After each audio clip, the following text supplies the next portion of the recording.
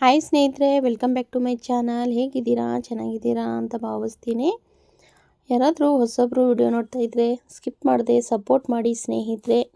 ಇವತ್ತೇನಪ್ಪ ವಿಶೇಷ, ಏನಪ್ಪ ಹೇಳ್ತಾ ಇದ್ದೀನಂದರೆ, ಮನೆಯ ಈ ದಿಕ್ಕಿನಲ್ಲಿ ತಾಮ್ರದ ಸೂರ್ಯ ಫಲಕ ಇಟ್ಟರೆ ಹಣಕ್ಕೊಂದು ಕೊರತೆಯಾಗದು ಅಂತ ಮಾಹಿತಿನ ತಿಳಿಸ್ಕೊಡ್ತಾ ಇದ್ದೀನಿ. ನೀವು ಮನೆಯಲ್ಲಿ ತಾಮ್ರದ ಸೂರ್ಯ ಫಲಕವನ್ನು ಇಡುವ ಬಗ್ಗೆ ಪದಗಳಲ್ಲಿ ವಿವರ ಬೇಕೆಂದು ಕೇಳಿದಿರಿ. ಇದು ತುಂಬ ವಿಶಿಷ್ಟವಾದ ಮತ್ತು ವಿವರವಾದ ವಿಷಯ. ಆದರೆ ನಾವು ನಿಮಗೆ ಸಂಪತ್ತವಾಗಿ ಮತ್ತು ಸ್ಪಷ್ಟವಾಗಿ ತಿಳಿಸಬಲ್ಲೆ. ಮನೆಯ ದಿಕ್ಕು ಮತ್ತು ತಾಮ್ರದ ಸೂರ್ಯ ಫಲಕ. ವಾಸ್ತುಶಾಸ್ತ್ರ ಮತ್ತು ಫೆಂಗ್ ಶೂಯಿ ಪ್ರಕಾರ ಮನೆ ಅಥವಾ ಇತರ ಕಟ್ಟಡಗಳಲ್ಲಿ ತಾಮ್ರದ ಸೂರ್ಯ ಫಲಕವನ್ನು ಇರಿಸುವ ಸ್ಥಳವು ಬಹಳ ಮಹತ್ವವಾಗಿದೆ. ಇದು ಧನ ಪ್ರಭಾವ, ಆರೋಗ್ಯ, ಶಾಂತಿ ಮತ್ತು ನೆಮ್ಮದಿಯ ಮೇಲೆ ಪರಿಣಾಮ ಬೀರುತ್ತದೆ ಎಂದು ನಂಬಲಾಗಿದೆ. ತಾಮ್ರದ ಸೂರ್ಯ ಫಲಕವೆಂದರೇನು? ತಾಮ್ರದಿಂದ ತಯಾರಿಸಿದ ಸೂರ್ಯನ ಆಕೃತಿಕ ಪ್ರತಿಮೆ ಅಥವಾ ಫಲಕವನ್ನು ತಾಮ್ರದ ಸೂರ್ಯ ಫಲಕವೆಂದು ಕರೆಯಲಾಗುತ್ತದೆ. ಇದು ಉಜ್ವಲತೆಯ ಶಕ್ತಿಯ ಪ್ರತೀಕವಾಗಿದ್ದು, ಸೂರ್ಯನ ಜ್ಯೋತಿ ಮನೆಯೊಳಗೆ ಹರಿದು ಬರುವಂತೆ ಮಾಡಲು ಸಹಾಯ ಮಾಡುತ್ತದೆ. ಮನೆಯ ಸೂಕ್ತವಾದ ದಿಕ್ಕು ಯಾವುದು ಅಂತ ತಿಳ್ಕೊಳ್ಳೋಣ.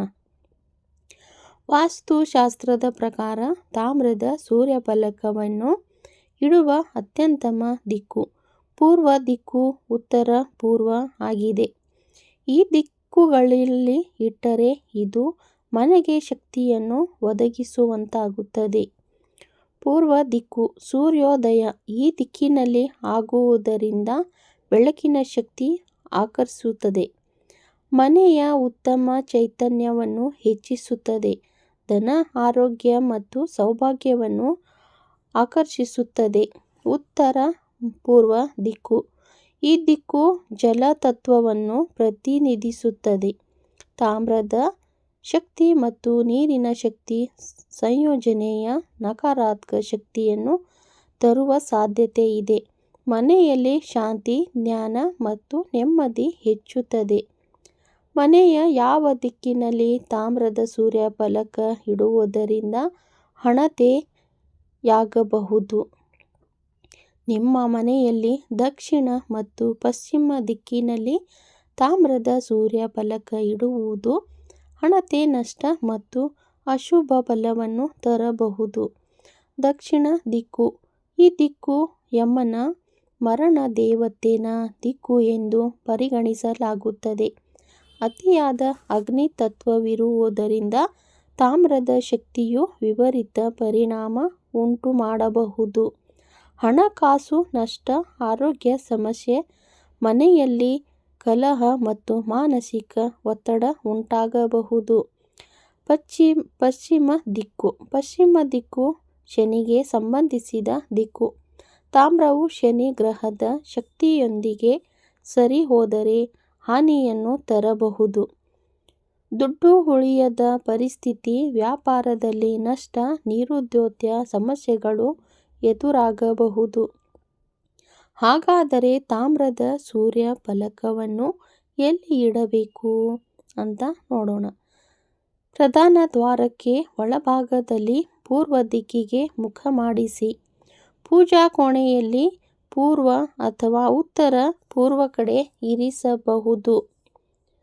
ಕೈಗಾರಿಕಾ ಸ್ಥಳಗಳಲ್ಲಿ ಅಥವಾ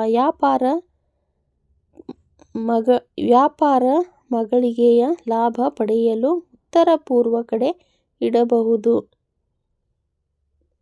ಗ್ರಾಮದ ಸೂರ್ಯ ಫಲಕ ಇಡುವಾಗ ಗಮನಿಸಬೇಕಾದ ಕೆಲವು ವಿಷಯಗಳನ್ನು. ನಿರ್ಮಲವಾಗಿರಬೇಕು. ಧೂಳು ಅಥವಾ ಕಸ ಇರುವುದು ನಕಾರಾತ್ಮಕ ಶಕ್ತಿಯನ್ನು ಆಕರ್ಷಿಸುತ್ತದೆ. ನೇರ ಬೆಳಕಿನಡಿ ಇರಬೇಕು. ಬಾಹ್ಯ ಶಕ್ತಿಯನ್ನು ಸಮರ್ಪಕವಾಗಿ ಸೆಳೆಯಲು ತಾಮ್ರವು ಫಳಫಳವಾಗಿರಬೇಕು. ಮುಂಪಾದ ಅಥವಾ ಕಪ್ಪಾಗಿದ್ದರೆ ದುರ್ಭಾಗ್ಯ ತರಬಹುದು. ಶನಿವಾರ ಅಥವಾ ಅಮಾವಾಸ್ಯೆಯಂದು ಬೇಡ.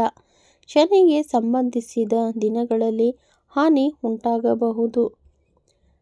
ಪೂರ್ವ ಅಥವಾ ಉತ್ತರ ಪೂರ್ವ ದಿಕ್ಕಿನಲ್ಲಿ ತಾಮ್ರದ ಸೂರ್ಯಫಲಕ ಇಟ್ಟರೆ ಶುಭ. ದಕ್ಷಿಣ ಅಥವಾ ಪಶ್ಚಿಮ ದಿಕ್ಕಿನಲ್ಲಿ ಇಟ್ಟರೆ ಹಣದ ನಷ್ಟ ಮತ್ತು ನಿರಾಸೆ ತರಬಹುದು. ನಿಮ್ಮ ಮನೆಯಲ್ಲಿ ಸೂರ್ಯನ ಶಕ್ತಿಯು ಸದಾ ಶಕ್ತಿಯಾಗಿರಬೇಕು.